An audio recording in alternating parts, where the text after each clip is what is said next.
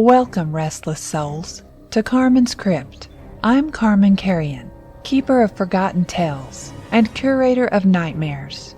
You've wandered into my domain, where each week I unearth a fresh horror from the depths of human imagination.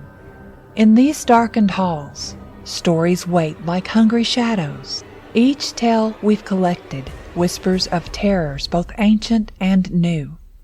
From crumbling mansions where something skitters behind the walls, to that strange text message you received at 3 a.m. from a number that shouldn't exist. So gather close. The candles are lit, the shadows grow long, and the witching hour is upon us. Are you prepared to face what lurks in the darkest recesses of Carman's Crypt? Lock your doors, still your nerves, and remember, here, every fear comes to life. This is Carman's Crypt. Your sanctuary of scares awaits. The following story was submitted to Carman's Crypt by a listener. We cannot verify the authenticity of the events described, nor can we confirm whether this is a true account or a work of fiction. We present it to you as it was shared with us, and leave you to it, our listeners, to draw your own conclusions. Remember, sometimes the most terrifying stories are the ones where we can never be quite sure what's real. I've been listening to your shows for years now, and I never thought I'd be writing in myself. I'm not a great writer or anything, but after what happened to my buddy Mike, I feel like I need to share this. Maybe someone out there has experienced something similar and can make sense of it all. Before I get into this, I need to say something up front. I don't know if you'll believe me. I don't know if I'd believe me if I were reading this. Part of me still hopes this is all some elaborate stress-induced delusion, that I'm making connections that aren't there, seeing patterns in random events. But I'm telling you exactly what I experienced, exactly as it happened. Whether that makes this a true account or the documented unraveling of my sanity, I honestly can't say anymore. I'll let you decide. Mike and I go back to high school. We've always been close, even when life took us in different directions. He married young to his college sweetheart, Elaine, and they had a daughter, Lily, a few years later. I was there through it all. Best man at the wedding, godfather to their little girl. Mike had the perfect life, the kind you see in those cheesy commercials, you know? Everything changed about 2 years ago. Mike was driving home with Elaine and Lily after a weekend at her parents' house. It was raining pretty hard, and according to Mike, he looked down at his phone for just a second when Elaine shouted something. When he looked up, there was a deer in the road. He swerved to avoid it, lost control on the wet pavement, and their car went off the embankment. Mike survived with a broken arm and some cuts. Elaine and Lily weren't so lucky. They died on impact. I won't get into the aftermath too much. It was rough, as you can imagine. Mike fell apart completely. He blamed himself entirely, even though the police report called it an accident. He stopped going to work, barely ate, and when I'd visit, he'd just sit there. I was seriously worried he might do something drastic. About 6 months after the accident, Mike called me out of the blue, sounding more animated than I'd heard in months. He told me he had commissioned this sculptor he found online to make a life-sized sculpture of Elaine and Lily. He'd spent almost all of his insurance money on it. I thought it was weird, but if it helped him process his grief, who was I to judge? When the sculpture arrived, Mike invited me over to see it. I'll never forget walking into his living room and seeing them there. Elaine standing there with her hand on Lily's shoulder, both of them smiling. It was made of this pale resin material that looked almost like alabaster. The detail was incredible.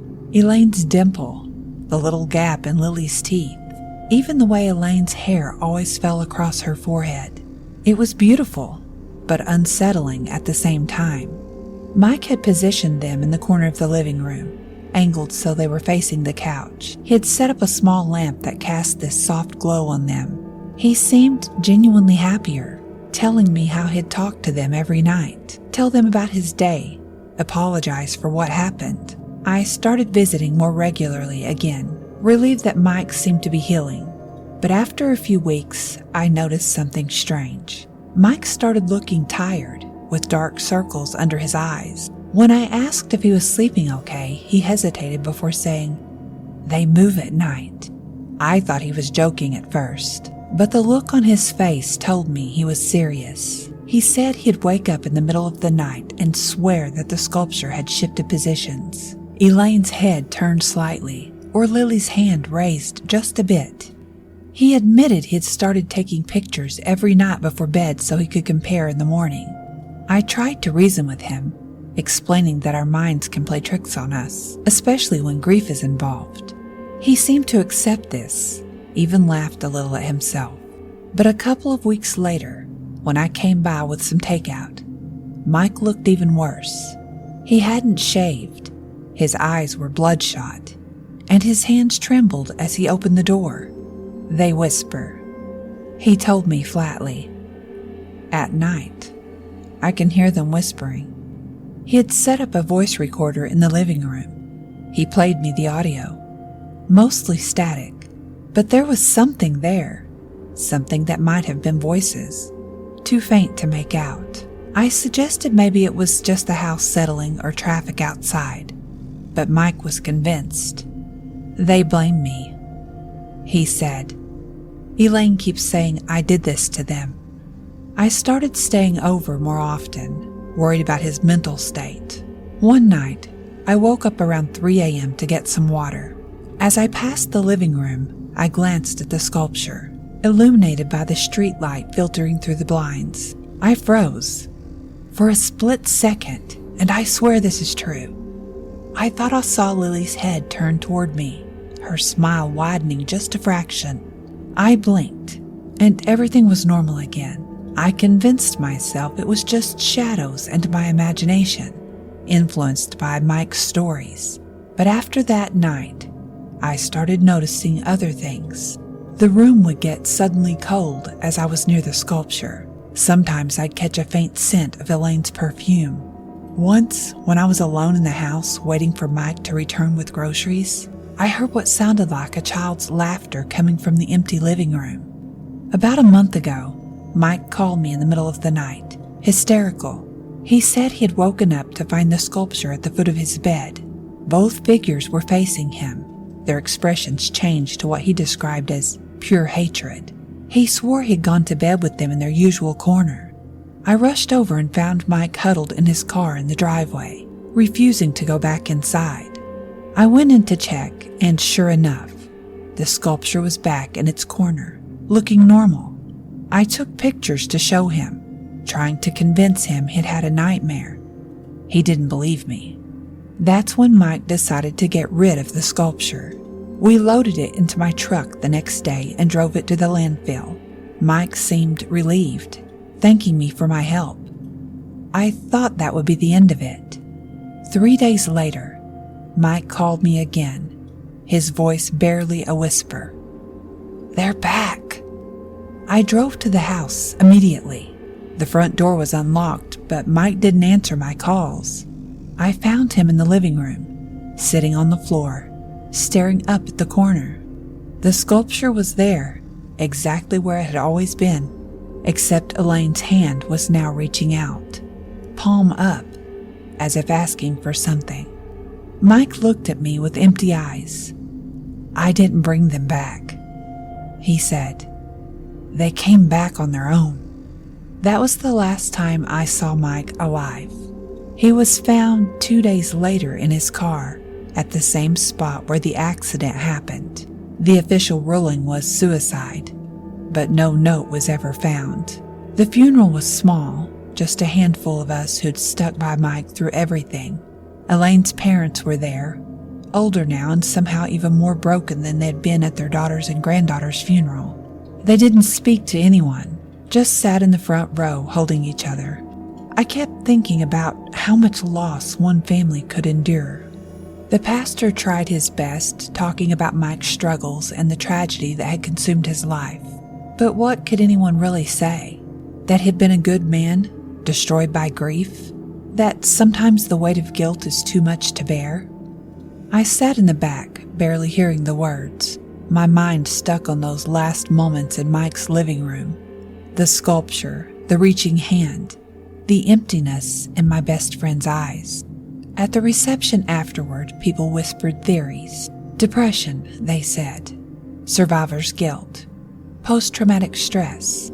They made it sound clinical, understandable, like checking boxes on a diagnosis form.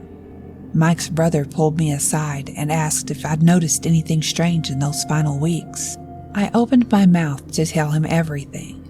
The whispers, the movement, the sculpture returning from the landfill. But when I looked into his grief-stricken face, I couldn't do it. What would be the point? So I just shook my head and said Mike had seemed troubled, that I wished I'd done more. I avoided Mike's house after that. His brother handled the estate sale, cleaning everything out. When I finally worked up the courage to ask him about the sculpture, he looked at me confused. What sculpture? He said. There wasn't anything like that in the house. Here's the part that keeps me up at night. After the funeral, I went to Mike's house one last time, needing to see for myself. His brother had given me the key. The living room was empty except for some boxes. The corner where the sculpture had stood completely bare. I searched every room, the garage, even the attic, but it had vanished completely. No dust outline on the floor, no indication it had ever been there at all. For weeks after, I tried to rationalize everything. Mike had experienced a complete mental breakdown. That's what I told myself. The guilt, the isolation, the obsessive fixation on a memorial he'd poured his savings into. Of course his mind would create delusions. And me? I'd been so worried about him, so immersed in his deteriorating mental state, that I'd started experiencing sympathetic hallucinations. It happens, right? When you're close to someone who's losing touch with reality, sometimes the lines blur. I'm a rational person, always have been. Before all this, I would have laughed at ghost stories, rolled my eyes at supernatural nonsense. I believed in what I could see, touch, and explain with logic. The afterlife was a comforting fairy tale people told themselves. Ghosts were just grief wearing a Halloween costume. I kept telling myself that for weeks. I almost believed it, but I can't anymore. I've gone over every detail 1,000 times, and nothing adds up. The sculpture returning from the landfill. I was there. I helped Mike throw it away, and 3 days later it was back in his living room. His brother found no record of the sculptor, no receipt, no trail of the insurance money Mike supposedly spent. The sculpture vanished from a locked house without a trace, and the things I experienced myself, the cold, the perfume, that moment when I swear I saw Lily's head turn. I can rationalize each incident individually, but all of them together? I don't know what to believe anymore. My entire worldview has been shattered. Everything I thought I knew about reality, about death, about what happens when we leave this world, it's all been called into question. I lie awake at night now, terrified by the possibility that there might be something beyond death, something that can reach back into our world. And if that's true, if consciousness persists beyond the grave, then what happens to those who die traumatically, violently, full of unfinished business and accusations? What if Mike was right all along? What if Elaine and Lily did come back, not as comforting presences, but as something twisted by their sudden violent deaths? What if the sculpture wasn't just a memorial but a doorway, an invitation for something to cross over? I used to pity people who believed in ghosts and hauntings. Now I envy people who don't. I just thought someone should know what happened to Mike, and maybe warn others about commissioning memorials like that. Some things aren't meant to be captured in physical form. Some losses aren't meant to be preserved. If anyone listening has experienced anything similar, or knows what I should do, please reach out to the show. I'm afraid of what it means that I can't explain this away anymore. I'm afraid of what I might have witnessed, and I'm afraid that somewhere out there, that sculpture still exists. The rational part of my brain is still screaming that this is all explainable, that I need therapy, not validation of the supernatural. But the other part, the part that's growing stronger every night, knows the truth. The dead don't always rest, and sometimes grief opens doors that shouldn't be opened. Dan, Lakewood, Ohio.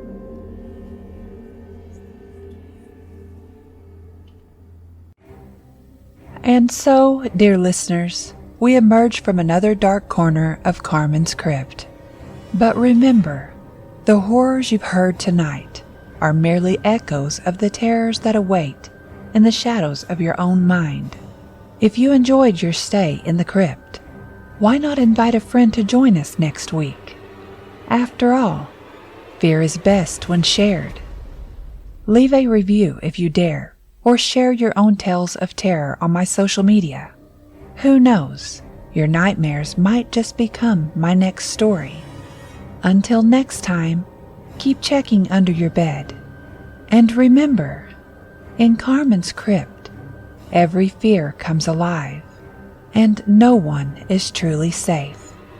Sweet dreams, if you can still sleep at all.